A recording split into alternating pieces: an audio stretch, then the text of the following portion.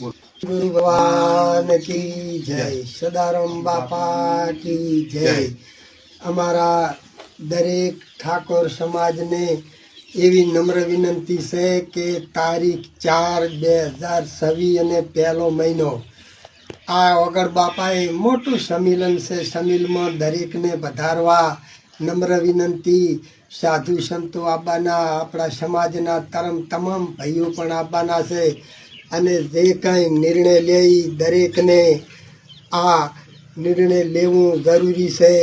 આપણે દરેકના માટે છે, આ કોઈના માટે છે નહીં, કારણ કે કોઈનું ફોરું ઘર હોય તો એ પ્રમાણે દરેકનું આર્યું સંમેલન હેડે એવી આપણે બે હાથ જોડીને નમ્ર વિનંતી કરવી છે।